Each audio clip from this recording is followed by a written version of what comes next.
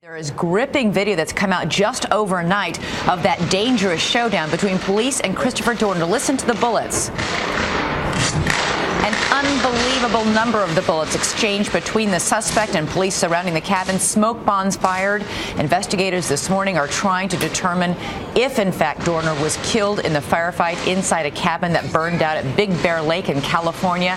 Of course, we do know for sure that a sheriff's deputy was killed and shot by Christopher Dorner. ABC's Cecilia Vega has been covering the story all night and joins us now this morning with the very latest. Good morning, Cecilia.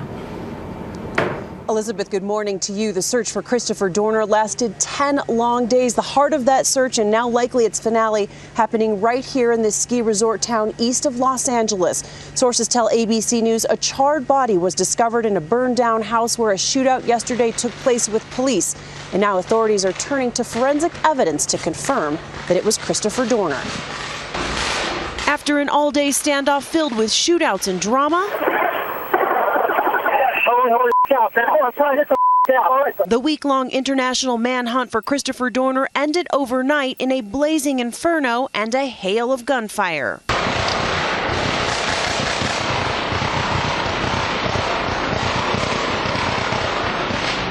With local news stations broadcasting live, what you are hearing is the scene unfolding live.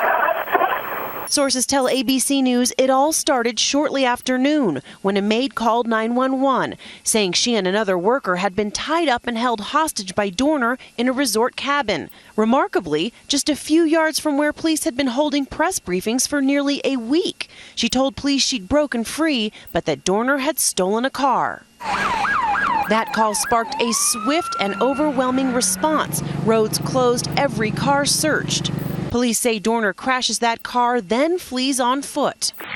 Shut down the freeway, possibly for the subject we've been looking for. Only to commandeer Rick Heltebrake's pickup truck on a nearby road. He pointed his big rifle at me in my truck. I stopped, put my truck in park, put my hands up. What he heard next? Gunfire that sources say was also from the fugitive. This time in a shootout with two approaching sheriff's deputies. Dorner kills one and wounds another before once again fleeing.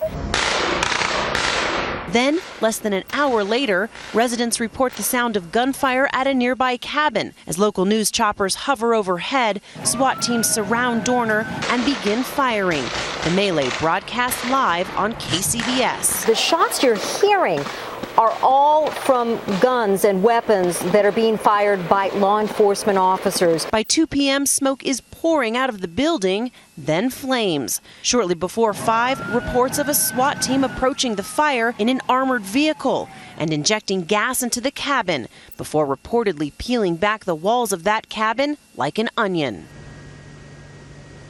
Now, for days, police were holding news conferences right across the street from this location. But this morning, neighbors who live here are telling us that at least for a short time, Christopher Dorner was holed up, George, right inside one of these houses. So close by. Okay, Cecilia, thanks.